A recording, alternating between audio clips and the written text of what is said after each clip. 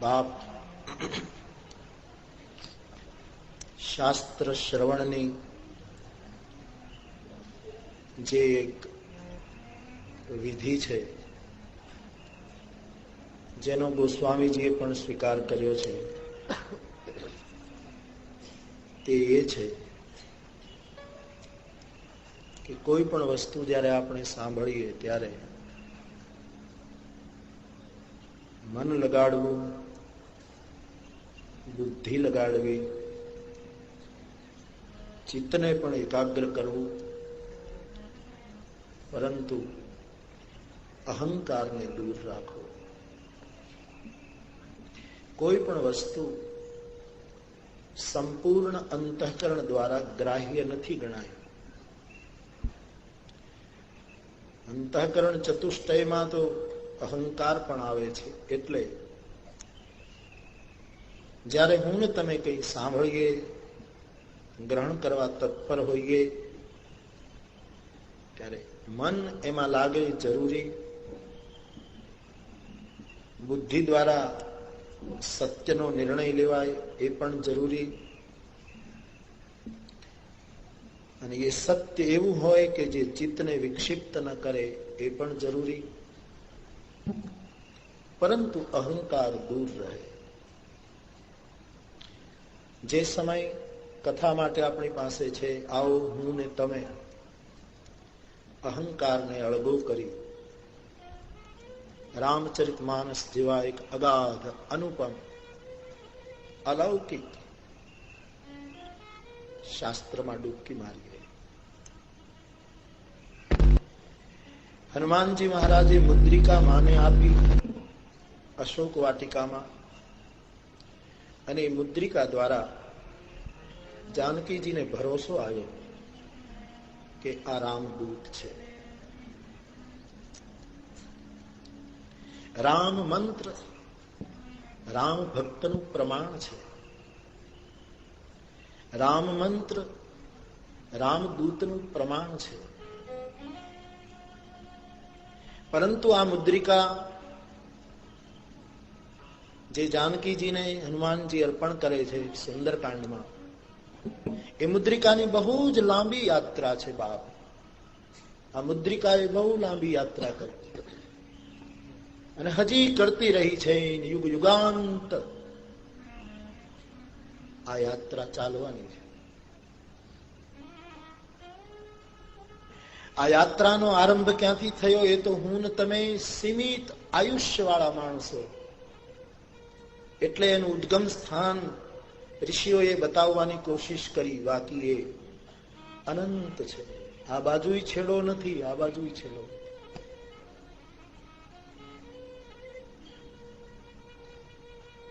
રામ નામ ગુણ ચરિત સુહાય, જન્મ કરમ અગણિત શ્રુતિ ગાય, જથા અનંત રામ ભગવાના તથા કથા કીર્તિ ગુણ. આદિ અંત કો જાસુ ન પાવા. પણ હું ને તમે બધા આયુષ્ય દેશકાળની મર્યાદામાં બંધાયેલા છીએ.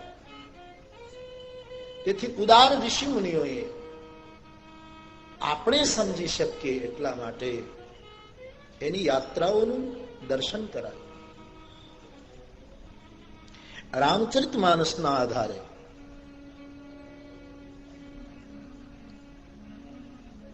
રામાયણ અનેક છે, શતકોટી છે. ભગવાન શંકરે 100 કરોડ રામાયણમાંથી એક મુદ્રિકા જ લીધી ને. શું લીધું?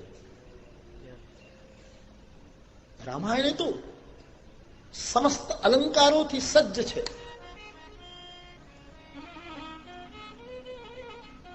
ઘણા પૂછે છે કે રામકથા કહેવાય ત્યારે વચ્ચે કોઈ શાસ્ત્રમાંથી, કોઈ બુદ્ધ ભગવાન પાસેથી, કોઈ મહાવીર પાસેથી, કોઈ શંકરાચાર્ય પાસેથી, કોઈ ફલાથી, કોઈ ફલાથી, આમ બધી જ વાતો લઈ મહાભારત, ઉપનિષદ, એ બધું લઈને એને કેમ ગૂંથવામાં આવે? ત્યારે મારો એટલો જ વિનમ્રતાથી જવાબ હોય છે કે આ તો બધી બગીચાના ફૂલો છે. એ બધા જ ફૂલો ભેગા કરી અને હું મારી રામાયણ માના ચરણમાં અર્પણ કરતો હોઉં છું.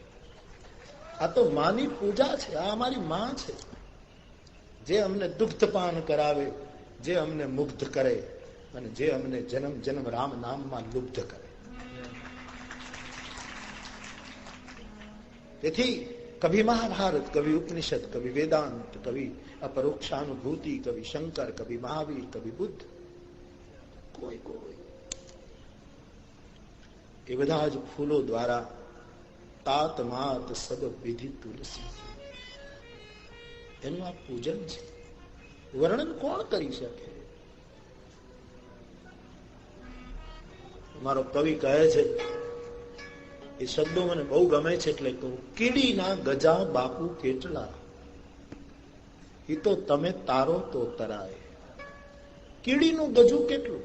તુમ હી આદિ ખગ મસક પ્રજંતા, હે ગરુડ, તારા સહિત તું છેલ્લો ઉડવા વાળો માણસ. કારણ કે તું ઉડાન ભરે, દુનિયાની બધી ઉડાનો હશે પણ તારા જેવી ઉડાન કોઈની નથી ગરુડ. કારણ કે તું ઉડાન ભરે છે ત્યારે સાથોસાથ તારી પાંખોમાંથી સામવેદનું ગાન થાય છે. તારા જેવું ઉડ્ડયન કોઈનું નથી.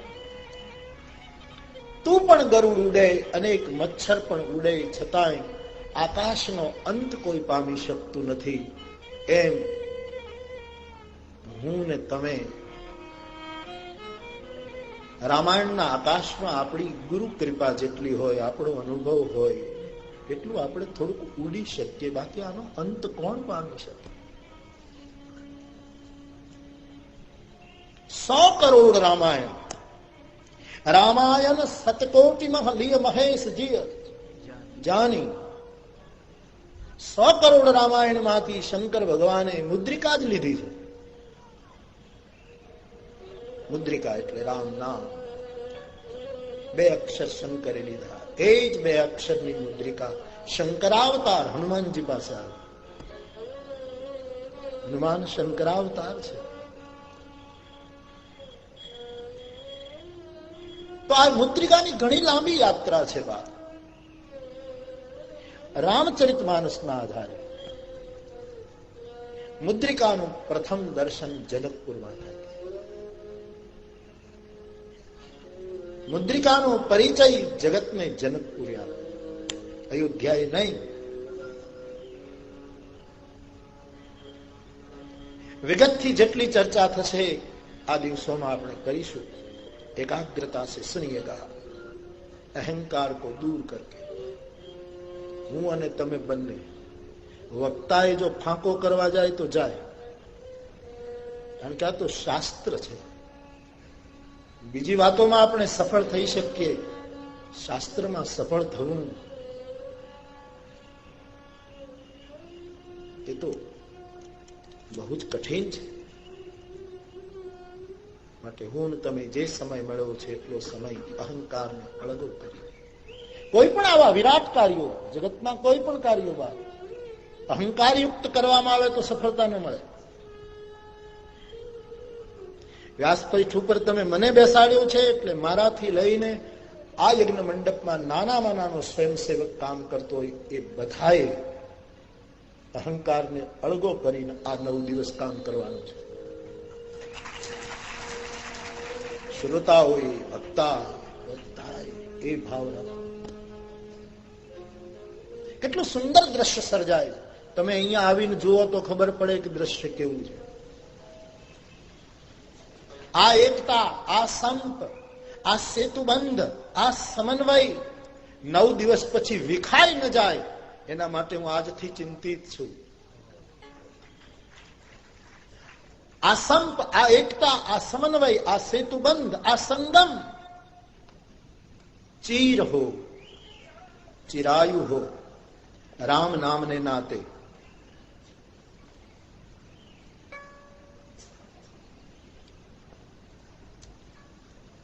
તો અહંકારને અળગો કરીને, મને તમને માર્યા છે અહંકારે, બીજું કોણ મારે? અહંકારે જ હેરાન કરે. મને એમાં આપણે મીન પિયાસીની કવિતા મને બહુ ગમતી, હું ગાયા કરતો. કબૂતરોનું ઘૂ ઘૂ ઘૂ,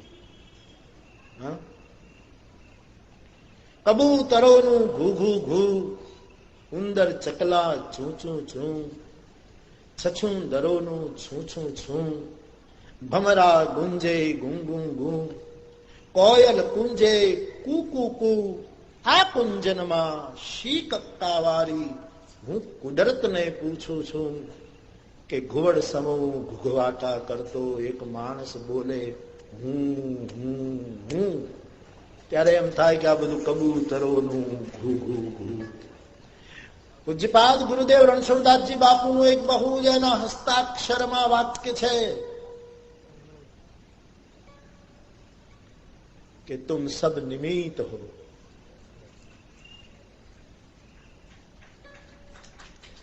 આ કાર્ય નું કારણ જે છે એ મહાકારણ આ કાર્ય કરી રહ્યું છે. તો કેટલી મોટી નિરાભિમાનિતાની ભૂમિકા. પણ ઘુવડ સમૂહ ઘૂઘવાટા કરતો આ માનવ બોલે હું હું હું, આ બધું કબૂતરોનું ઘૂઘું. પરમેશ્વર તો પહેલો પૂછશે કે તે કોઈનું સુખ દુઃખ પૂછ્યું તું? પરમેશ્વર તો પહેલો પૂછશે. ભગવાન એ નહીં પૂછે કે તારી પાસે શું હતું શું હતું. યુવાન ભાઈ બહેનો, પૈસા જરૂરી છે, હું જાણું છું. પૈસા વગર અહીંયા કઈ ચાલતું નથી. ગમે તેટલી ત્યાગની વાત, ત્યાગ ઉપર પ્રવચન આપવા જઈએ તો એરોપ્લેનમાં બેસવું પડે, અને એરોપ્લેનમાં કોઈ મફત નથી બેસાડતો. ભલે બાપુ તમે કથા કરો છો વયા આવો, એમને તમારી ટિકિટ નહીં એવું હજી સુધી નથી થયું. ત્યાગની વાત કરવા જતી વખતે પૈસાને આડકતરો સ્પર્શ કરવો જ પડે. પરંતુ ત્યાં જઈશું ત્યારે પૈસો નહીં પૂછાય, ત્યારે એ પૂછાશે કે તને આપેલા ધન દ્વારા તે કોઈના સુખ દુઃખમાં ભાગ લીધો હતો. સંપત્તિ ખરાબ નથી, સંપત્તિનો સમ્યક ઉપયોગ ન થાય ત્યારે સંપત્તિ વિપત્તિનું વિકરાળ રૂપ ધારણ કરે. સમ્યક ઉપયોગ એટલે તો ભગવતી શ્રુતિ કહે છે યૈન ધનૈન પ્રપણમ ચરામી. હે યુવાન, તું ધન કમા, ના નથી તું ખૂબ કમા. તારા રાષ્ટ્રને, તારા પરિવારને, તારા ધર્મને, તારી કીર્તિ માટે, ધર્મ માટે, તારા ભોગ માટે, તારા અર્થને વધારવા માટે, છેવટે તારા સ્વજનો માટે જે 5 ઢગલી કાલે આપણે પાડી હતી, તું કમા, પણ એનો સમ્યક ઉપયોગ કર. આમ તો આ વાત તમે જાણીતી છે, મેં ક્યાંક વાંચી છે, તમે બહુ વાંચી છે. આમ કોઈ કે આમ સૂત્રો મને બહુ ગમી છે એટલે તમને યાદ અપાવો. કોઈના વાક્યો છે આ ગમે છે. પૈસો સુખ આપે, આનંદ ન આપે. આ વાત સાચી છે ને. સુખ આપે, આનંદ ન આપે. પૈસો બાજરો આપે, ભૂખ ન આપે, ક્ષુધા ન આપે. અનાજ આપે, ભોગના સામગ્રી બધી જ આપે, પણ ભૂખ પૈસો ના આપી શકે. કોઈના સારા શબ્દો છે, સીધા સાદા શબ્દો. પૈસો ચશ્મા આપે પણ દ્રષ્ટિ ન આપે. ચશ્મા તો સારામાં સારા આપે, પણ દ્રષ્ટિ ના આપી શકે. પૈસો પલંગ આપે પણ ઊંઘ ન આપી શકે. પલંગ તો છત્રી પલંગ આપે પણ ઊંઘ ના આપી શકે. પણ મને વધારે વાક્ય ગમે છે ત્યાં કે પૈસો ઇજ્જત આપે પણ ઈમાનદારી ના આપી શકે. ઇજ્જત તો આપે, સર્વે ગુણાહ કાંચનમાં.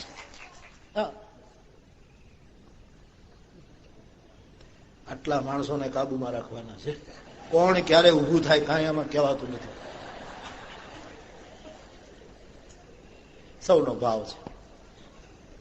પૈસો ઇજ્જત આપે, ઈમાનદારી નથી આપે. પણ એના કરતા સારું વાક્ય, પૈસો ધર્મસ્થાન આપી શકે પણ શ્રદ્ધા ના આપી શકે. આદૌ શ્રદ્ધા, આચાર્ય ચરણનું વાક્ય. એટલે પૈસાની જરૂર પડે છે બધાને, એનો સમ્યક ઉપયોગ. તો પરમેશ્વર તો પહેલું પૂછશે કોઈનું સુખ દુઃખ પૂછ્યું તું? અને દર્દ ભરેલી આ દુનિયામાં કોઈનું સુખ દુઃખ કોઈનું આંસુ લૂછ્યું તું? મીન પિયાસે પછી ગેંગે ફે ફે થઈને કહેશે કે હે હે હે હે શું શું શું આ બધું કબૂતરોનું ઘૂઘું. અહંકાર અળગો કરીને શાસ્ત્રને પીએ, આત્મસાત કરીએ, શ્રવણ કરેલું જેટલું બને એટલું આચરણમાં ઉતારીએ તો રામાયણના મર્મો સમજાશે. અનંત બહુ જ મોટી યાત્રા મુદ્રિકાની, પરંતુ માનસની ધરા પર મુદ્રિકાનું દર્શન પ્રથમ જનકપુરમાં થાય છે, અયોધ્યામાં નહીં. અયોધ્યામાં તો મુદ્રિકાનું દર્શન બહુ આવ્યું જ નથી. પછી બીજું દર્શન મુદ્રિકાનું થયું છે. એક પ્રેમી, એક નિર્દોષ ચિત્ત, એક ભલો ભોળો આદમી જે ગંગાને કિનારે નૌકા લઈને બેઠો છે, ત્યાં બીજી વાર મુદ્રિકાનું દર્શન થયું છે.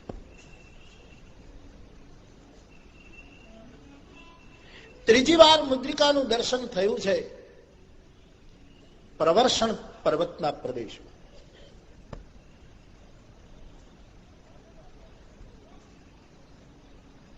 ચોથી વાર મુદ્રિકાનું દર્શન થયું છે અશોક વાટિકામાં. મુદ્રિકાની યાત્રા રામચરિત માનસમાં આ રીતે થઈ રહી છે. જે મુદ્રિકા હનુમાનજી રામજીને આપી રહ્યા છે, જાનકીજીને આપી રહ્યા છે, એ મુદ્રિકા હનુમાનજીને રામે આપી છે. પ્રસંગથી આપ પરિચિત છો, પણ પ્રશ્ન એ છે કે હનુમાનજીને જ કેમ આપી? અંગદ હતો, ટુકડીનો નાયક બને છે અંગદ, એને ના આપી. બહુ જ અનુભૂત બુદ્ધિનો દેવતા જામવંત મહારાજ, એક વયોવૃદ્ધ વ્યક્તિ, સીતાજીની શોધ કરવા માટે સુગ્રીવની સૂચના દ્વારા દક્ષિણ દિશામાં યાત્રાનો આરંભ કરે છે.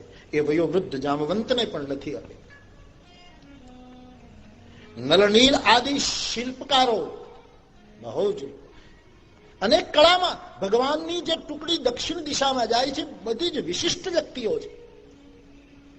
પોતપોતાના ક્ષેત્રમાં એનું એક બહુ જ મોટું યોગદાન છે.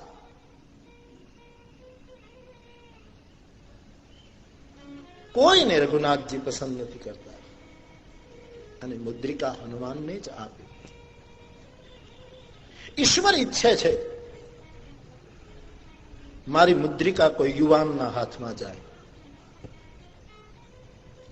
રામ સ્વયં ઈચ્છે છે કે મારું નામ વૃદ્ધો લે. સારી વસ્તુ છે, ગઢપણમાં નામ લેવાનું છે, બચપણમાં સંસ્કારો આપવાના છે, પણ માનસના દર્શનથી એમ લાગે છે કે સ્વયં રામ એમ ઈચ્છે છે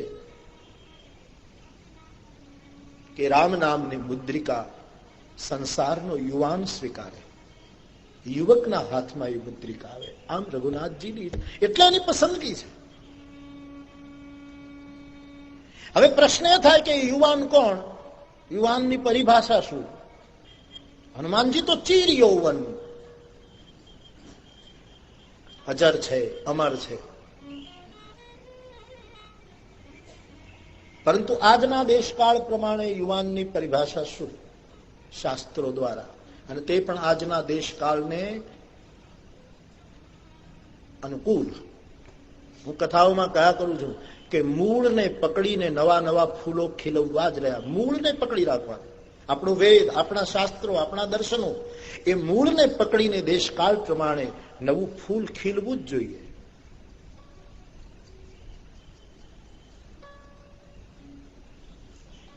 યુવાનની પરિભાષા અનેક ગ્રંથોમાં આવી, પરંતુ રામચરિત માનસમાં જે સિદ્ધ થાય છે, જેમ સોનું હોય પણ કસોટી ઉપર એની પરખ થાય, એમ વ્યક્તિગત રીતે કહું, મારા માટે તો કોઈ પણ સૂત્રની પરખ મારું રામચરિત માનસ છે.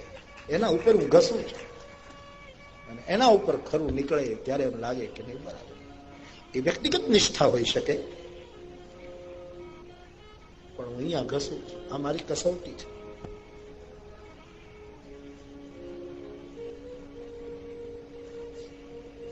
યુવાન ભાઈ બહેનો, મુદ્રિકા હનુમાનજીને જ કેમ અપાઈ?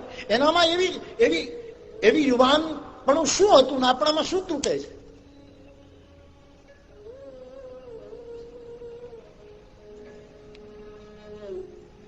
થોડાક સૂત્રો મહાભારતમાંથી યુવાનો માટે. કોને યુવાન કહીશું? કોણ મુદ્રિકાનો પાત્ર બનશે? રામાયણમાં તો જયારે મુદ્રિકા અપાય ત્યારે પહેલું જ લક્ષણ એ બતાવ્યું છે, પાછે તનય શિરના પાછે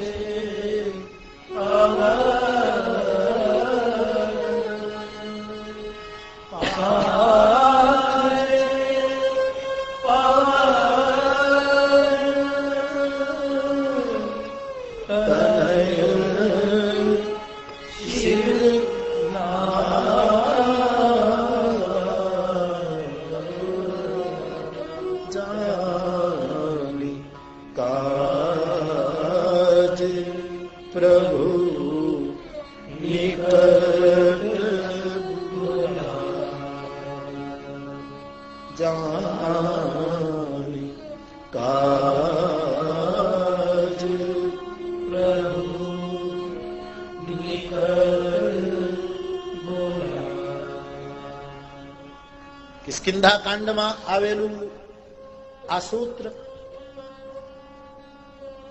સુગ્રીવની ટુકડી જાનકીજીની ખોજ કરવા માટે યાત્રાનો આરંભ કરે ત્યારે બધાએ હનુમાનજી રામજીને શિર નમાયું છે. સુગ્રીવે સંદેશો આપ્યો, માર્ગદર્શન આપ્યું, આમ કરજો આમ કરજો, બધી વાત સાંભળી લીધી. યાત્રાના શ્રી ગણેશ થયા, બધાએ રઘુનાથજીને શિર નમાવે છે. પરંતુ માનસકાર કહે છે સૌથી છેલ્લે હનુમાનજીએ પ્રણામ કર્યા.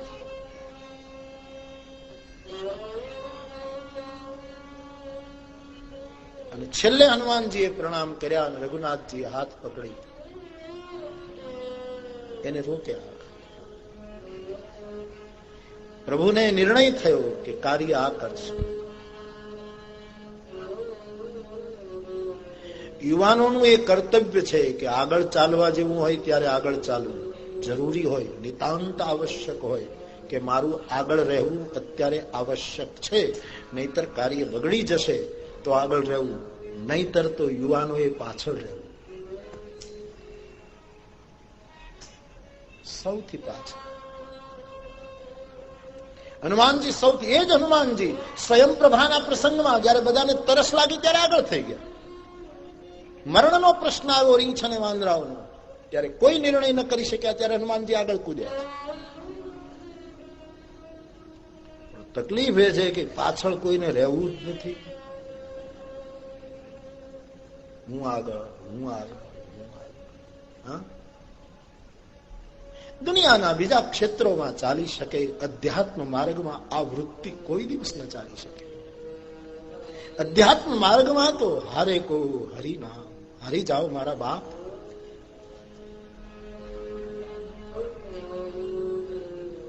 આ વિનમ્રતા એ મુદ્રિકાના અધિકારી બનાવે છે.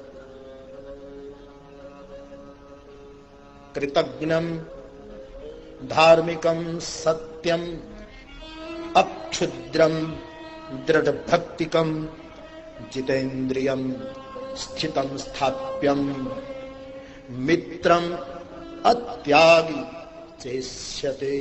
મહાભારત. કોણ રામ કરશે? કોણ રાષ્ટ્ર કાર્ય કરશે? કોણ સ્વથી સર્વ સુધી સૌના કલ્યાણમાં પોતાના જીવનને સમર્પિત કરશે? જેનામાં આ લક્ષણો હશે. ઉંમરની સાથે યૌવનને બહુ સંબંધ નથી બાપ. ઘણા જુવાનીમાં થાકી ગયા છે અને ઘણા બુઢાપામાં હજી તરવરાટ છે. ઉંમરની સાથે, ભારતીય દર્શને ઉંમરની સાથે યુવાનીને નથી જોયું.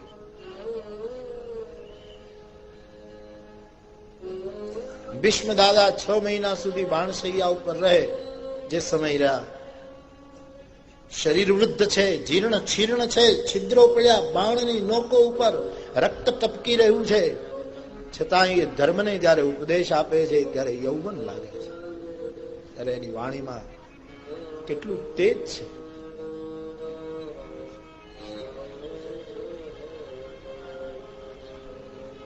મહાભારતમાં લખ્યું છે, આટલા લક્ષણ હોય એને યુવાન ગણવું.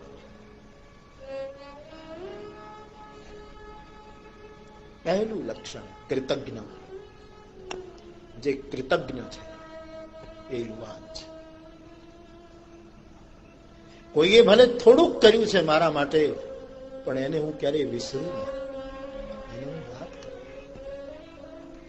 મેં એના માટે જે કર્યું એને હું ભૂલી જાઉં, પણ કોઈએ મારા માટે આટલું કર્યું હોય એને હું કદી ભૂલું નહીં. આવી વિચારધારા જે શરીરમાં, જે બુદ્ધિમાં ચાલતી હશે એ માણસ 90 વર્ષનો હશે તો પણ યુવાન છે. કૃતજ્ઞ જો છે. રામજીને શું કામ પૂજીએ છીએ? 5000 વર્ષ તો કૃષ્ણને થયા.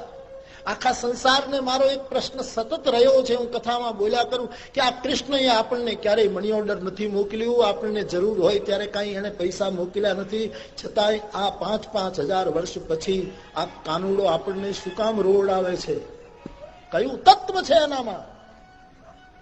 રામનો કાળ તો ગણી શકાતો નથી કે કેટલો, બધા પોતપોતાની રીતે ગણતરી કરે કેટલો સમય થયો રઘુનાથજીને. આજ રઘુનાથજી કેમ છૂટતા નથી? કયું તત્વ રામ?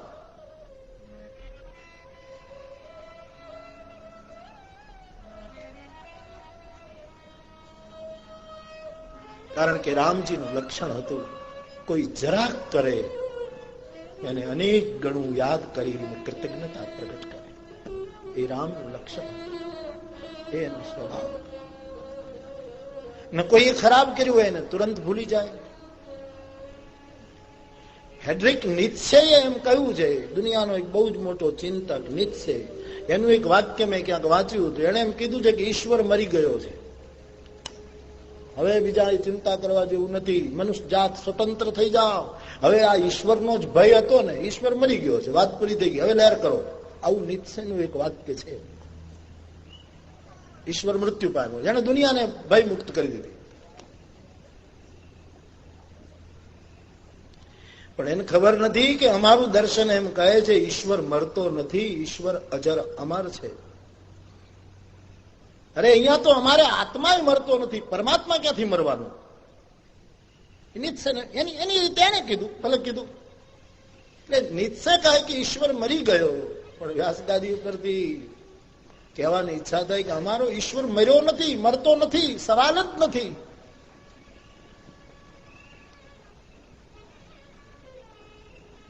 અજન્માનો લોકા, જે અજન્મા છે એ કેમ મરે?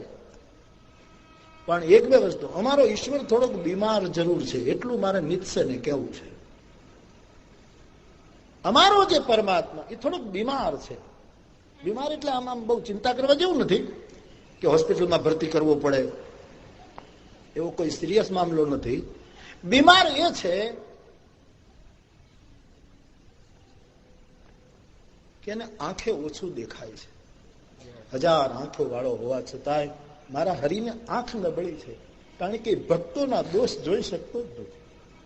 કેટલા કેટલા અપરાધો કરનારા હું તમે, છતાંય નબળી આંખ મારા રઘુનાથની. રાજીવ લોચન, પણ જરાક આંખ નબળી છે.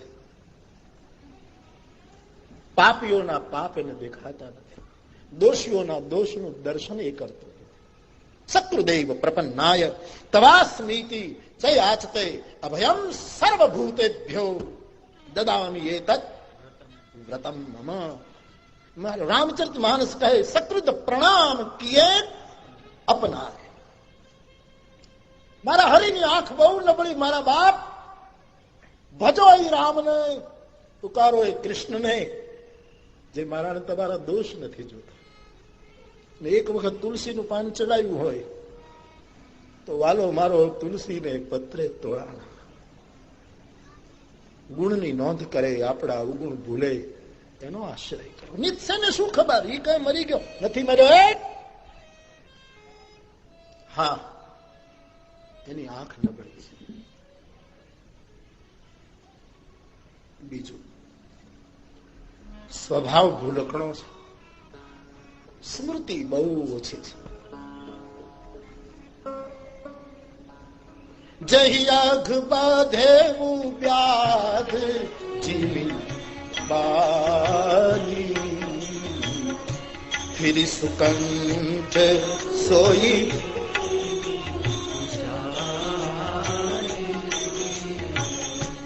સોઈ કર તુતી વિભીષણ, સોઈ કર તુતી વિભીષણ, સપને રામ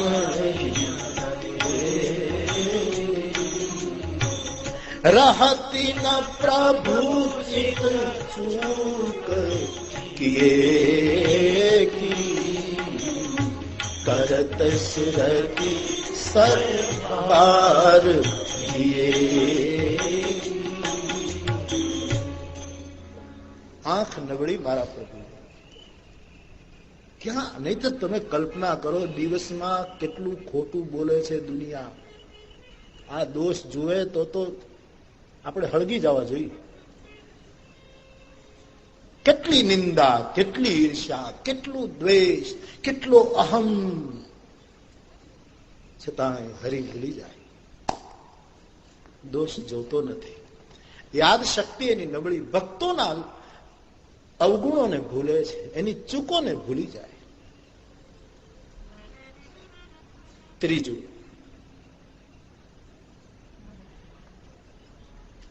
ગેરસમજ બહુ થાય એને.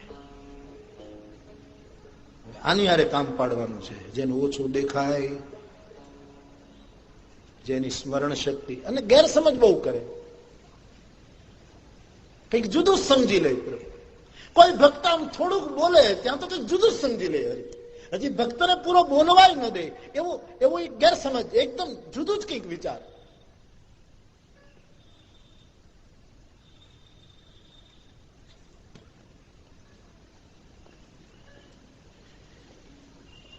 પ્રહલાદજી ભગવાનની સ્તુતિ કરવા ગયા અને ભગવાનની પાસે કંઈક બોલવા ગયા, ત્યાં તો ભગવાને તુરંત એમ જ સમજી લીધું કે પ્રહલાદ મને જ. આવા ઘણા ભક્તોના ચરિત્રો છે. હજી તો પેલો બોલે ત્યાં તો ભગવાને સમજી લીધું કે આ મને જ માંગે છે. ત્યારે ભક્તોએ ના પાડી, તમારી ગેરસમજ થાય છે, અમે તમને માંગતા નથી, તમે કૂદી નહીં પડો. તો અમારે તમને નથી જોઈતા, અમારે તમારી કથા જોઈએ છીએ, તમે જાઓ. અને બહુ સાચી વાત છે ભાઈ. 24 કલાક જો ઈશ્વર આપણી સાથે રહે ને તો આપણે બોર થઈ જઈએ. એની સાથે બહુ ફાવે એવું નથી રૂબરૂમાં. એ તો મંદિરમાં હોય ત્યાં મજા આવે. બાકી 24 કલાક ધનુષબાણ લઈને આપણી હારે રહે, ન પૂજા કરી શકાય, ન પ્રેમ કરી શકાય. એની કથા જ ફાવે એવું છે, એનું નામ જ ફાવે.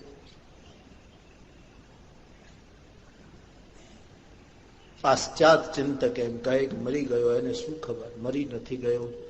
અમારો પ્રભુ આવો ઉદાર છે. કૃતજ્ઞ. મહાભારતની વિદુર નીતિનો આ શ્લોક છે. ઉદ્યોગ પર ધૃતરાષ્ટ્રની સામે મહાત્મા વિદુરે કહેલી આ વાત છે. પ્રસંગોચિત છે એટલે આપને કહું છું. કોને મુદ્રિકા મળશે?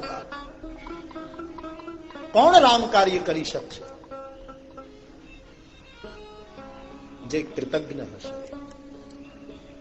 અને હનુમાનજીની કૃતજ્ઞતા, એના આખા જીવન ચરિત્રમાં તમે લો, એની કૃતજ્ઞતાનું તમે કયા અર્થોમાં પેલું કરી શકો? કોઈએ કરેલું એને કેટલું યાદ કરે, કેટલો બદલો આપે છે. કૃતજ્ઞમ ધાર્મિકમ સત્યમ અક્ષુદ્રમ દ્રઢ ભક્તિકમ જીતેન્દ્રિયમ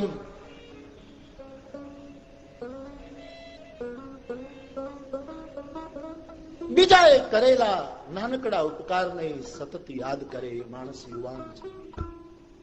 યાદ રાખજો બાપ, કોઈએ થોડુંક કર્યું હોય એને સ્મરણમાં રાખજો. જો રામ નામની મુદ્રિકા હાથમાં લેવી હોય, મુખમાં લેવી હોય અને રામ નામ દ્વારા જગતમાં એ પરમ આનંદને પ્રાપ્ત કરવો.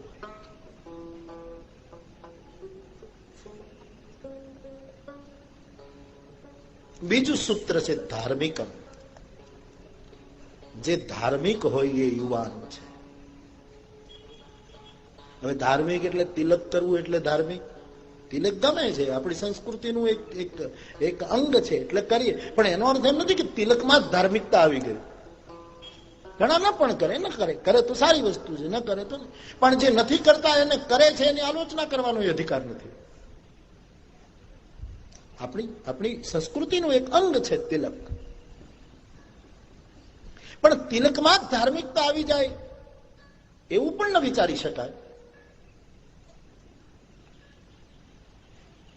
માળા જરૂરી છે, એક અંગ છે, પણ એમાં જ ધાર્મિકતા આવી ગઈ એવું ન કહી શકીએ આપણે. અમુક પ્રકારનો વેશ ઠીક છે, જેને ગમે એવો વેશ પહેરે, પણ એને લીધે જ ધાર્મિકતા આવી ગઈ એવું માની ન શકાય.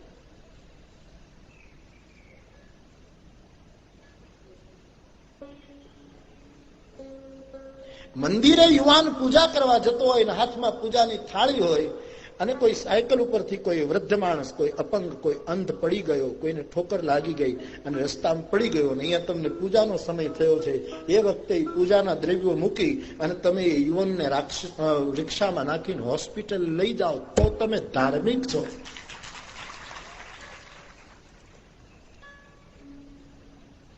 બીજાને તમે કંઈક આપો કોઈ પણ રીતે, આપણા કોઈ પણ હેતુ વગર બીજાના હિતમાં આપણા જીવનનો ઉપયોગ કરવો એ ધાર્મિકતા છે. આપણા હેતુ વગર, આપણો કોઈ હેતુ ન હોવો જોઈએ, કેવલ હેતને માટે હું તમે લૂંટાઈએ, સમર્પિત થઈએ, આ ધાર્મિકતા છે. તિલક તો આપણો પરિચય છે, હોવો જોઈએ. સૌને પોતપોતાના સંપ્રદાય, પોતપોતાની ધર્મની ગતિ, એ સૌને અધિકાર છે, રાખે. પણ કઈ ધાર્મિકતા એટલામાં જ કેન્દ્રિત થઈ જાય. હું તો હંમેશા એક વાત કહ્યા જ કરું ને, મારા મુંબઈના એક ભાઈ છે, એ મને કીધા જ કરે રમૂજમાં, વિનોદમાં, પણ મને વાત ગમે. એ મને કહે, બાબુ આ તમે આખા કપાળમાં તિલક કરો છો, એ કેટલી વાર કરો દિવસમાં? મેં કીધું આખા કપાળમાં સવારે એક વાર કરું.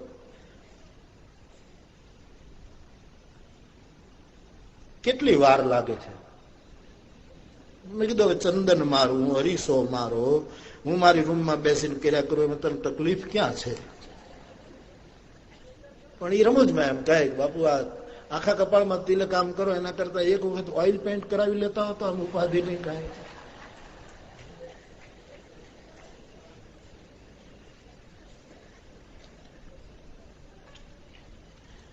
તિલકને તો મારી વ્યાસગાદી કીધા કરે. તિલક એટલે 3 લખ, એનું નામ તિલક. 3 લખ, 3 પ્રકારનું સદભાગ્ય, એનું નામ તિલક. સાધુ, સંતો, ભક્તો, મહાપુરુષો અથવા તો જે કરે એના કપાળમાં તિલક છે તો 3 લખ છે. 3 પ્રકારના ભાગ્યનો ઉદય છે તિલક. 3 લખ એને તિલક કહું છું. Good luck, better luck, best luck. આવું મેં એક વખત ક્યાંક વૃંદાવનમાં કહ્યું. Good luck, better luck and best luck. તિલકની મહિમા છે.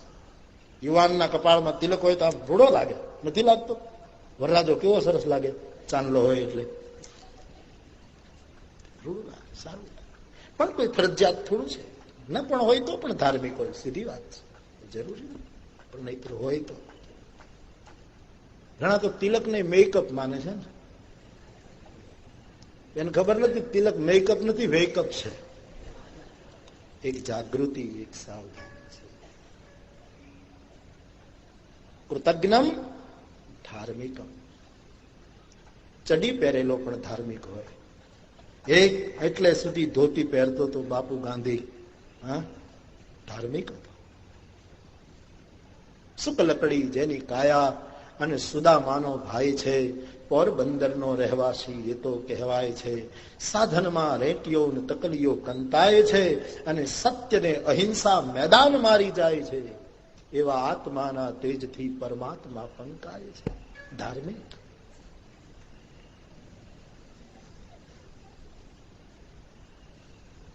તો ધાર્મિકતાને કોઈ અમુક વસ્તુમાં ગિરફ્તાર ન કરી દઈએ. ધાર્મિકતા એ હૃદયનો સ્વભાવ, હૃદયનો ગુણ છે. તો રામ નામનો અધિકારી પ્રભુ એને મુદ્રિકા આપે છે જે ધાર્મિક હશે. આવી રીતનો યુવાન હશે, ધાર્મિકમ. ત્રીજું સૂત્ર મહાભારતે કહ્યું સત્યમ, જેનામાં સત્ય હશે. અઘરું છે જુવાનીમાં સત્ય, હા, પણ બહુ મોટી શરત છે. સત્ય અનુભવ એમ કહે છે કે સત્યમાં થોડીક મુશ્કેલી જરૂર પડે છે, પણ શાંતિ બહુ મળે. મુશ્કેલી જરૂર પડે, થોડીક તકલીફો થાય, પણ આનંદ બહુ આવે. સત્ય, જે સત્ય ઉચ્ચારે, સત્ય જુએ, સત્ય, જેનું જીવન સત્ય. રામ કોણ છે? રામો વિગ્રહવાન ધર્મ, સાધુ સત્ય પરાક્રમ. બીજાને બે થપાટ મારવી એ કોઈ પરાક્રમ નથી. કોઈને ધક્કો મારી દેવો એ પરાક્રમ નથી. કોઈનું કઈ છીનવી લેવું એ પરાક્રમ નથી. શાસ્ત્ર કહે સત્યને પાળી બતાવવું એનું નામ પરાક્રમ છે. પરાક્રમની પરિભાષા ખોટી નહીં કરો. રામાયણ કહે, વાલ્મીકી રામાયણ, રામો વિગ્રહવાન ધર્મ સાધુ સત્ય પરાક્રમ. ઘરમાં પત્નીને બે થપાટ મારી લો એ પરાક્રમ નથી. પત્ની પતિને ગાળો દે પરાક્રમ નથી. તમે છોકરાને ધક્કો મારીને ઘરની બહાર કાઢી મૂકો એ પરાક્રમ નથી. કોઈ માણસને તમે મારી લો એ પરાક્રમ નથી. પરાક્રમ તો તમે તમારા જીવનમાં સત્યનો નિર્વાહ કેટલો કર્યો. પરાક્રમ ક્યાં તોળાય? સત્ય પરાક્રમ. ધન્ય રાજા રાણી ટેક તમારી, અને ધન્ય છે રાજકુમાર કાગ કે તારા કુળમાં મારે અવધમાં લેવો અવતાર. સત્ય માટે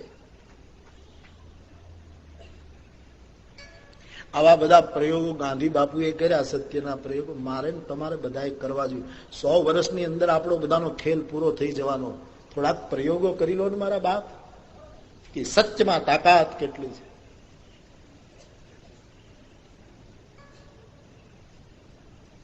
એ છે યૌવન, સત્યમ.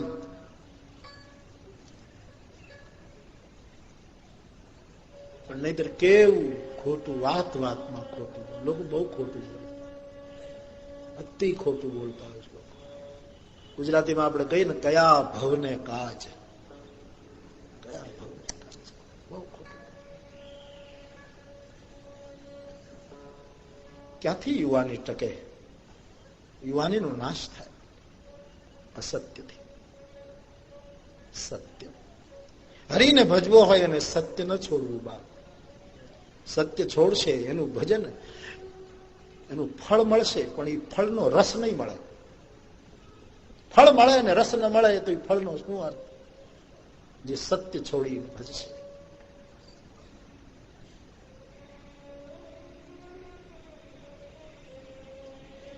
કૃતજ્ઞમ ધાર્મિકમ સત્યમ અક્ષુદ્રમ, જેનામાં ક્ષુદ્રતા નથી, સંકુચિતતા નથી, હલકાપણું નથી, ઔદાર્ય છે, એ યુવાન છે. ઔદાર્ય જેનામાં છે. કોઈ કે આપણને ધક્કો માર્યો, ખેર ચાલો ઉદારતા. કારણ કે ધક્કા મારનારનો હાથ પણ, એમાં જે ઇન્દ્ર બેઠો છે, હાથનો દેવતા ઇન્દ્ર છે. એ હાથે મને ધક્કો નથી માર્યો, ઇન્દ્ર એ માર્યો છે. ઇન્દ્ર દેવ છે, દેવની વિભૂતિ છે, અને એનો વિભુ મારો હરિ છે. એટલે આખરે જે ધક્કો આવ્યો છે એ મારા હરિ તરફથી જ આવ્યો છે. મારા માટે ધક્કો કદાચ જરૂરી હશે. આવું જેનામાં ઔદાર્ય આવે એ યુવાન છે.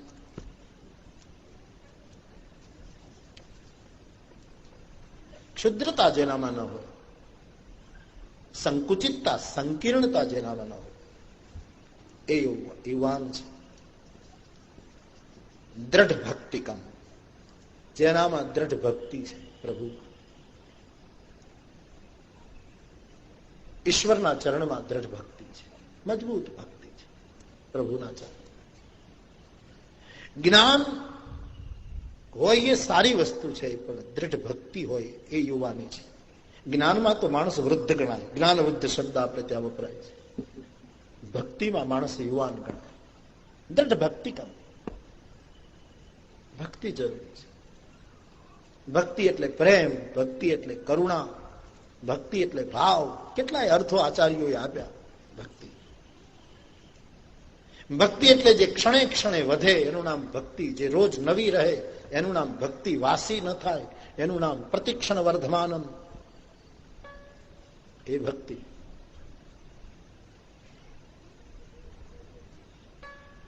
એક એવું સ્મરણ કે એનું નામ લઈએ નેત્રો ભીંજાય, એનું નામ ભક્તિ.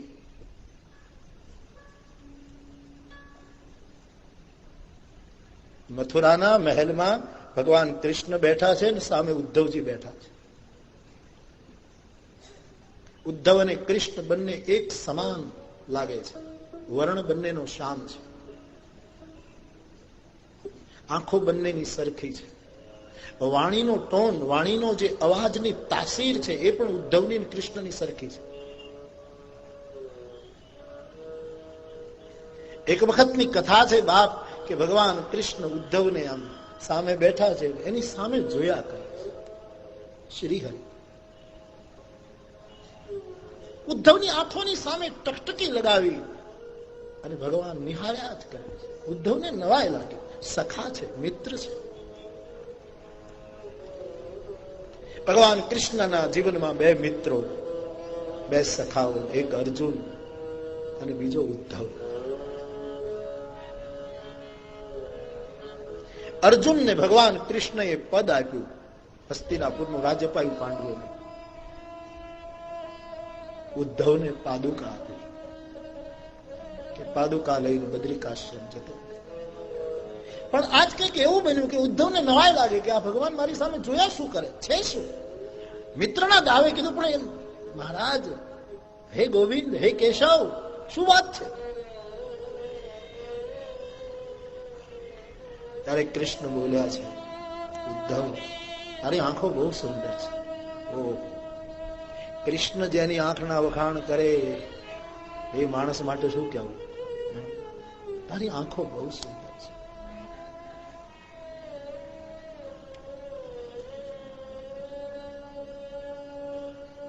પણ આપ કહેવા શું માંગો છો? ત્યારે ઉદ્ધવને કહ્યું કે તારી આંખ અતિ સુંદર છે, પણ મારે કહેવું છે એટલું કે કાચની દુકાન છે,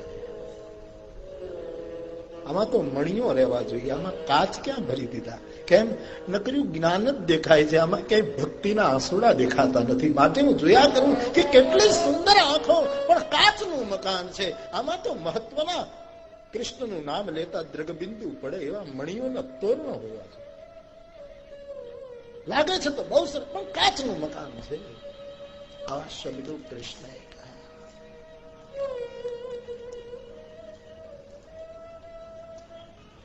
જ્ઞાન તારું અખંડ છે, હું જાણું છું ઉદ્ધવ, પણ તારી ભક્તિ જે હોવી જોઈએ, જે પ્રેમ હોવો જોઈએ, એને તું ગૌણ ગણે છે, અને તેથી તારી આંખો મને સૂકી લાગે છે, ખાલી લાગે છે. કોણ યુવાન જેને હરિના ચરણમાં દ્રઢ ભક્તિ છે? અને અહીંયા બધા જ ચરણ હરિના છે, બધા ચરણો એના છે. કોઈનો તિરસ્કાર ન કરીએ, કોઈની ઉપેક્ષા ન કરીએ, પ્રેમ અને કરુણાથી સેવામાં લાગીએ. આ હરિચરણની ભક્તિ છે, દ્રઢ ભક્તિ. કમ જીતેન્દ્રિયમ, જે જીતેન્દ્રિય છે એ યુવાન છે. યુવાનીમાં જેણે પોતાની ઇન્દ્રિયોને કાબુમાં રાખી છે. છોકરું જેમ કઈ અગ્નિ પકડવા જાય ને માં ના પાડી દે, નહીં બેટા, એમ આપણી ઇન્દ્રિયો યુવાનીમાં ગમે ત્યાં જાય એને રોકી લેવી. આંખો ખરાબ જોવા જાય તો રોકો, કાન ખરાબ સાંભળવા જાય તો રોકો, હાથ ખરાબ વસ્તુ સ્પર્શ કરવા જાય તો રોકો. આ યુવાનીમાં આવશ્યક છે. એને મળશે મુદ્રિકા, જીતેન્દ્રિય. આગળનું સૂત્ર બતાવ્યું છે, જે પોતે મર્યાદામાં સ્થિત છે, સ્થાપ્યમ. શાસ્ત્રોએ જે મર્યાદા નક્કી કરી છે એની બહાર પગલું નથી ભરતો. શાસ્ત્રોએ જે અખંડ સ્થિતિ જગતને આપી એ સ્થિતિને કોઈ દિવસ અતિક્રમણ નથી કરતો એ યુવાન.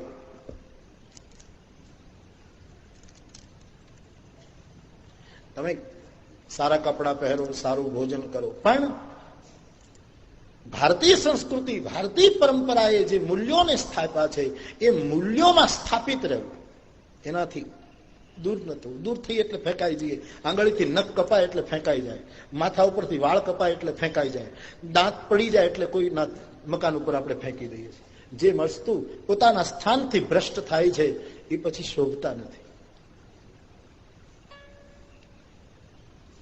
વ્યક્તિએ પોતાની સનાતન મર્યાદામાં સ્થિત રહેવું.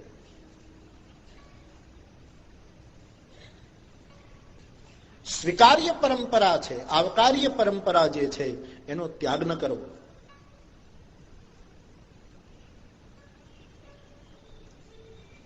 મિત્રમ અત્યાગી ચેષ્યતે.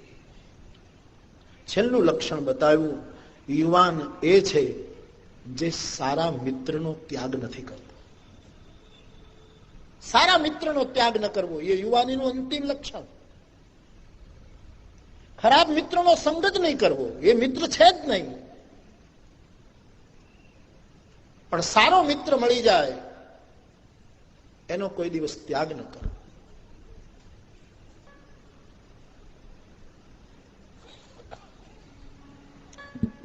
ત્યાગ કરશો નહીં સજન મિત્રો તણો, જેહના તેજ અંગે પ્રકાશે. કારણ સજન મિત્રો અને સ્થાનના ત્યાગથી દુઃખના ઘોર વાદળ છવાશે. ગુણ ગણી રાખજે કાગ તું મિત્રના, ગુણ ગણી રાખજે કાગ તું મિત્રના. હોય મર કંઈક અવગુણકારી, પણ ભૂલતા જીભને દાંત કચરે કદી. પણ એને પાડવાની ન કરતો તૈયારી. મિત્ર ત્યાગ યુવાનો એ ન કરો. કેવો મિત્ર? જેના ગુણો દ્વારા આપણે પ્રકાશિત હોય. ત્યાગ કરશો નહીં સજન મિત્રો તણો, જેહના તેજ અંગે પ્રકાશે. સજન મિત્રો અને સ્થાનના ત્યાગથી દુઃખના ઘોર વાદળ છવાશે. ગુણગણી રાખજે કાગ તું મિત્રના, ભલે હોય મર કંઈક અવગુણકારી. ભૂલતા જીભને દાંત કચરે કદી, એને પાડવાની કરતો તૈયારી. ત્યાગ હંસે કર્યો માન સરોવર તણો, આવીને તટદધી તીર નાયો. કોઈ એને પછી હંસ કહેતું નથી, હંસ બગલાની હારે ગણાયો. મોતી મળ્યા નહીં ત્યાં મળી માછલી, સુખ લવલેશ ત્યાંથી ન લાધ્યું. શરીર રજણ્યું જુઓ તીર સાગર તણે, અને બક ગણે હંસનું માંસ ખાધું. માનસરોવરના હંસને એમ કહ્યું કે અમે શું કામ માનસરોવર જ રહીએ, આખી દુનિયા દરિયાના કિનારે ફરે તો અમે ન જઈએ. બીજાએ સમજાવ્યું કે તમે માનસરોવરના હંસ છો, તમે દરિયાના કિનારે ન શોભો, તમે ન છોડો આ સ્થળ. ન માન્યા. ત્યાગ હંસે કર્યો માન સરોવર તણો, અને આવીને તટદધી તીર નાયો. સમુદ્રને તીરે આવીને હંસે સ્નાન કર્યું. ત્યાગ હંસે કર્યો માન સરોવર તણો, આવીને તટદધી તીર નાયો. પણ પરિણામ શું આવ્યું? કોઈ એને પછી હંસ કહેતું નથી, અને હંસ બગલાની હારે ગણાયો. કારણ કે લોકો એને હંસ કહેતા જ નથી, કે દરિયાના કિનારે હંસ હોય જ નહીં. આ એ બગલો જ છે, જરા રૂપાળો બગલો છે. પરિણામ શું આવ્યું? એનું હંસની પંક્તિમાંથી સ્થાન ગયું, લોકો બગલો માનવા લાગ્યા. બીજું, મોતી મળ્યા નહીં. માનસરોવરમાં મોતી મળતા હતા, અહીંયા મોતી મળ્યા નહીં. એને બદલે ત્યાં મળી માછલી. માછલી મળી. સુખ લવલેશ ક્યાંથી ન લાધ્યું. શરીર રજળ્યું જુઓ તીર સાગર તણે, અને આખરે એ બકગણે ભેગા થઈને હંસનું માંસ ખાધું. સજન મિત્રોનો ત્યાગ ન કરવો એ યૌવન. સર્પ અંગે મળીને રહી રાત દી એ પરાધીનતા માન ફાડું સાપથી જેમ જુદી પડી કાંચડી ત્યાં ઉંદરો એ બિછાનું બનાવ્યું. આવા ઘણા દ્રષ્ટાંતો કવિએ આપે. છેલ્લે એમણે એમ કહ્યું કે ગુણ ગણી રાખજે કાગ તું મિત્રના હોય મર કઈક અવગુણકારી. મિત્રોના ગુણને ગણજે, એમાં કદાચ કોઈ અવગુણની વાત આવી જાય તો એને તું જોતો નહીં. કારણ કે 32 દાંત ક્યારેક જીભને કચરી નાખે તો એ દાંતને પાડવાની તૈયારી ન કરાય, કારણ કે એ દાંતને લીધે જ આપણે જીવીએ છીએ. ક્યારેક ભૂલ કરી જાય દાંત અને જીભને કચરે તો એને પાડવાની તૈયારી ન કરાય. મિત્ર ત્યાગ ન કરવો યુવાની, પણ એ મિત્ર હોવો જોઈએ, કુમિત્ર નહીં. રામાયણ આખી મિત્ર નીતિ ઘોષિત કરી છે. જૈન મિત્ર દુઃખ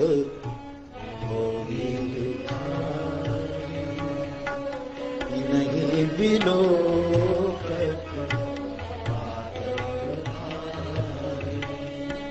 નિજ દુઃખ રજ કરી નિજ દુઃખ ગીરી સવ રજ કરી મિત્ર કે યુદ્ધ મેરુ સમાન મિત્ર કે મેરુ સમાન કુપથ નિવારી સુપંથ ચલા કુપથ નિવારી સુપંથ ચલા પ્રગટે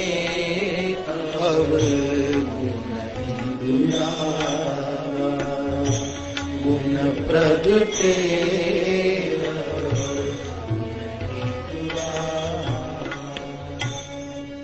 તો મિત્રતાનો મૈત્રીનો ત્યાગ ન કરે, મિત્રને ત્યાગે નહીં, સદગુણી મિત્રને છોડે નહીં. ક્યારેક એની થોડી ભૂલ થઈ જાય તો એને લક્ષ્મણ, આવા લક્ષણો મહાભારતે બતાવ્યા છે.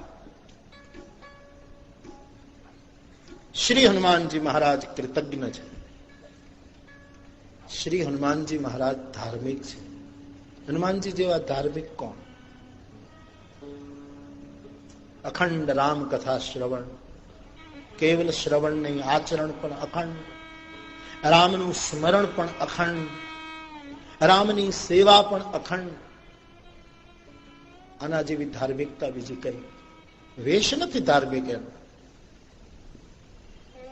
વેશમાં તો હાથ વજ્ર અરુધજા વિરાજે, કાંધે મૂંચ, પૂંછ છે, બીજી રીતનું છે. એમાં બીજો બહુ સારા વસ્ત્રો પહેર્યા છે એવું દર્શન નથી, પણ આચરણમાં ધાર્મિકતા છે.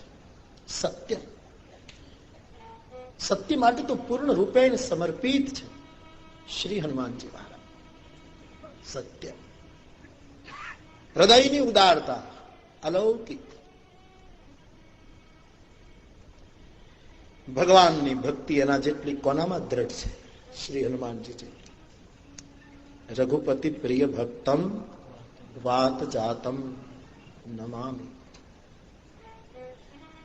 જીતેન્દ્રિયમ બુદ્ધિમતામ વરિષ્ઠ. હનુમાનજી જીતેન્દ્રિય છે. શ્રી હનુમાનજી મિત્રોનો ત્યાગ નથી કરતા. થોડીક મદદ કોઈએ કરી હોય એનો કેટલો બચાવ, એનો કેટલો સ્વીકાર. શ્રી હનુમાનજીના જીવનમાં સુગ્રીવ જોકે એનો માલિક છે, પણ એક અર્થમાં મિત્ર પણ છે. વિભીષણજી એક અર્થમાં લંકેશ છે, પણ હનુમાનજીના સખા પણ છે.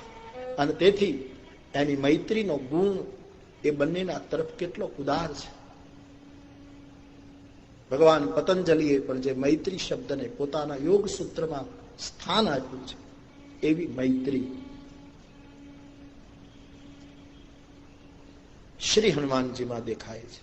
અને તેથી હનુમાનજી મુદ્રિકાને યોગ્ય બન્યા, મુદ્રિકાને લાયક બન્યા, મુદ્રિકાનું પાત્ર બન્યા.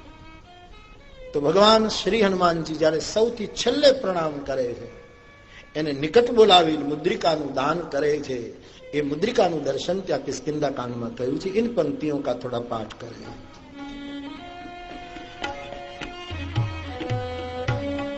પાછે પવન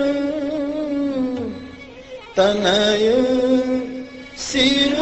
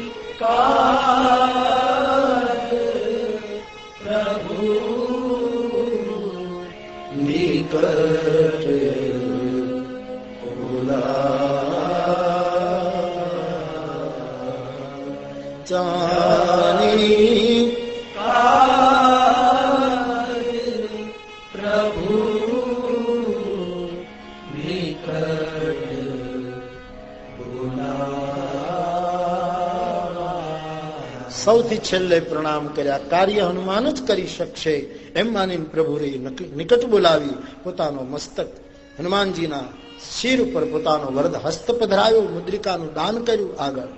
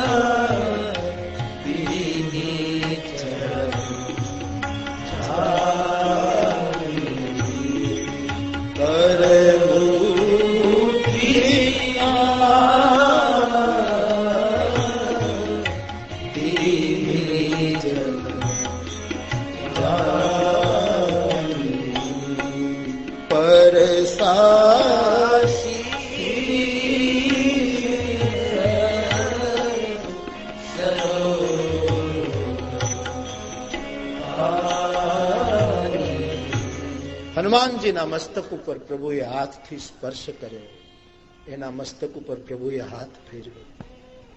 શરીર વિજ્ઞાન એમ કહે છે માણસની ઉર્જા આંગળીઓના આ ગોળાકાર ભાગમાંથી પ્રગટ થાય છે.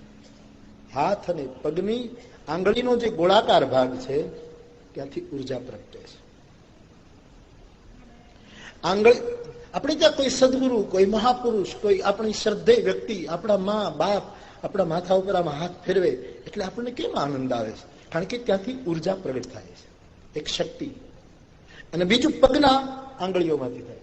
આપણે કોઈ મહાપુરુષના ચરણમાં માથું મૂકીએ અને બુદ્ધિમાં કેમ ચેતનતા આવે? કારણ કે એના ચરણાર વિંદની જે ગોળાઈ ધ્યાન દેના, એ ગોળાકાર સાધના માટે અમુક પ્રકારનો ગોળાકાર આકાર સાધના માટે અતિ આવશ્યક છે.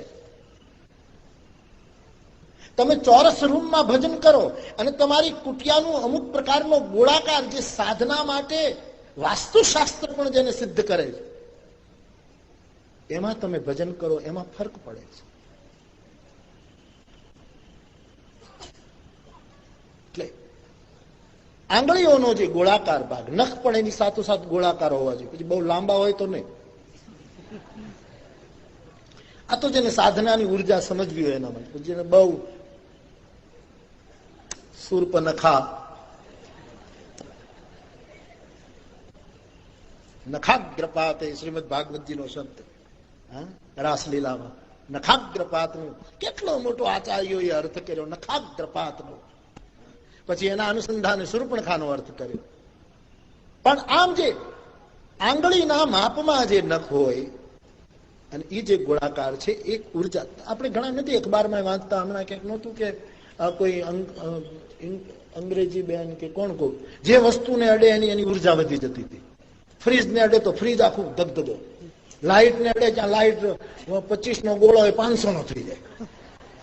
લોકો એનું મેં ટીવીમાં ક્યાંય જોયેલું, એનું કોઈ બેન એનામાં એટલી ઉર્જા એવી કઈ એવું મેં જોયું.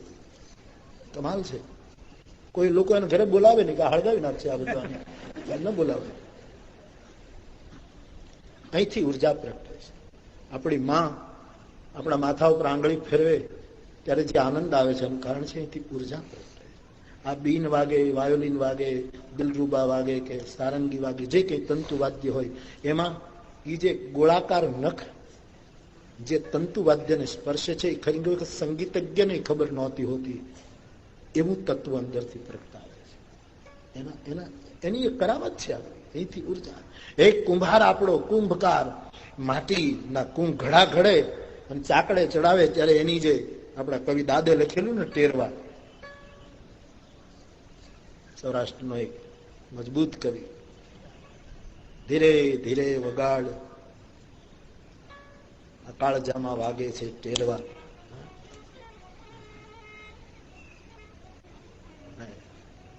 અહીંના જ વ્યક્તિ સારું કેટલું વગાડતા લોક સાહિત્યમાં જેનું ઘણું યોગદાન.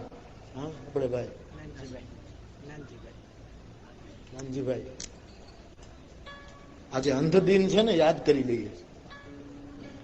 નાનજીભાઈ આંગળીના ટેરવામાં એ શક્તિ છે. બાળક સુઈ જાય એની માતા આંગળી ફેરવતી, એને ઉર્જા એક શક્તિ મળે છે, ચેતના મળે. આમ આમ આમ એ આંગળીની જ રમત છો. બસ ધ્યાન રાખજો. આમ કોઈક માથા ઉપર તેલ ઘસ્યા કરે તો તપી જાય તાળ્યું, એનાથી પાછો નથી મેળ ખાતો, વાળ વયા જાય. સવાલ છે આંગળીઓનો, કારણ કે વિદ્યુત શક્તિ અહીંયા છે. તમને ખબર છે આ ચીનની જે પદ્ધતિ છે હમણાં ઓલા પોઈન્ટ દબાવવાની છે, એમાં છેલ્લે એ લોકો બીજું અડે નહીં શરીરને, આમ તમારા શરીરથી અમુક અંતરે આંગળીના ટેરવા રાખીને આમ કરે. આ પદ્ધતિ છે. તમને ટચ ન કરે, શરીર ઉપર પગ ઉપર આમ દૂરથી આમ કરે, એક વાઇબ્રેશન શરૂ થાય. આખું વિજ્ઞાન છે.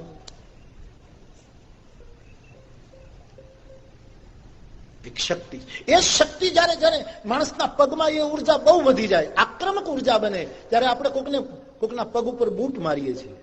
શું કામ મારીએ છીએ? એનું તો વિજ્ઞાન. કોઈના પગ ઉપર બૂટ શું કામ મારો છો? બૂટ આપણે પગમાંથી કાઢીને કોઈના માથા ઉપર શું કામ મારવા છે? તો આપણે એના માથા ઉપર પગ જ, કારણ કે ઉર્જા ત્યાં પ્રગટ થઈ ગઈ, આક્રમક બની. પણ આમ કોઈના માથા ઉપર પગ મારવું આમ આમ આમ અનુકૂળ નથી પડતું, કારણ કે એના માથા ઉપર પગ મારવા જઈએ તો આપણે પડીએ. આમ બહુ જ પ્રેક્ટિકલ નથી લાગતું, એટલે પછી માણસ પગનું પ્રતિક બૂટ મારવા માંગે છે માથા ઉપર. આની પાછળનું વિજ્ઞાન તો આવું છે. કોઈના ચરણમાં મસ્તક મૂકીએ એટલે ત્યાંથી ગ્રહણ થવા માંડે શક્તિ. આંગળીઓ દાતા છે, મસ્તક ગ્રહણ કરનારો ગ્રાહક છે. આવું એક વિજ્ઞાન છે. એક પુસ્તકનું નામ છે વિજ્ઞાન ભૈરવ. નાનકડું छोटा सा पुस्तक, इसका नाम विज्ञान भैरव. થોડાક સૂત્રો, શંકર અને પાર્વતીનો સંવાદ છે, અદભુત. પાર્વતી એક જ સરખા 3 પ્રશ્નો પૂછ્યા અને શંકર ભગવાન એના જવાબો પણ એક જ સરખા.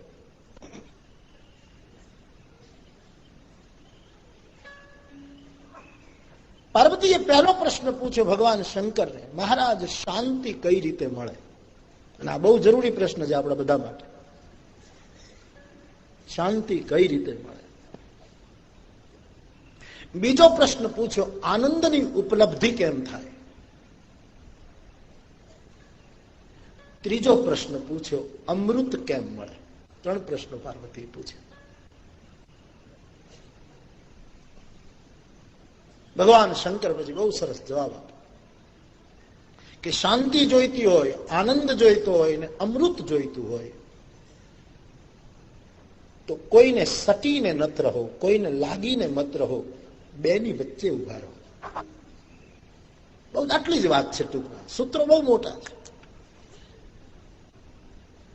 સુખ અને દુઃખની બરાબર મધ્યમાં ઉભા રહો. શાંતિ મળશે, આનંદ મળશે, અમૃત મળશે. અપમાન અને સન્માનની વચ્ચે ઉભા રહો. શાંતિ મળશે, આનંદ મળશે, અમૃત મળશે. તિરસ્કાર અને પુરસ્કારની વચ્ચે સુખ દુઃખ હર્ષ શોક પછી ગમે તેટલા દ્વંદ્વોને તમે જુઓ, મૂળ સિદ્ધાંત આટલો છે કે એની વચ્ચે ઉભા રહો. વચ્ચે ઉભાવાથી શું થશે? અહીંની ઉર્જા એ બંને ઉર્જા વ્યક્તિને બહુ સંતુલિત કરશે, વ્યક્તિને સમ ભૂમિકા ઉપર લાવી દેશે, વ્યક્તિને સમચિત બનાવશે. એવું આખું વિજ્ઞાન એમાં બતાવ્યું છે. સૂત્ર બહુ સરસ છે. પછી તમે હનુમાનજીને લો, હનુમાનજીને શાંતિ મળી. જાનકીજી સીતા શાંતિ સમાનિતા. શંકરાચાર્ય મહારાજના શબ્દમાં સીતાજીની, આદ્ય જગતગુરુ શંકરાચાર્યની પરિભાષા, સીતા એટલે શાંતિ.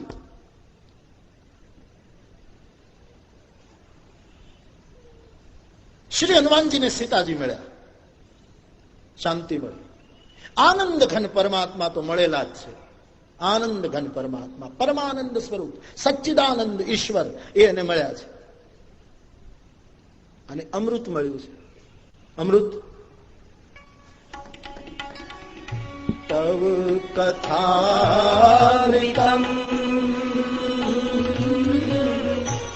તપ્ત જીવનમ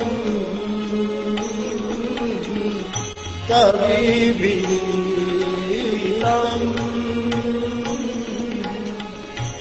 કલ્મષા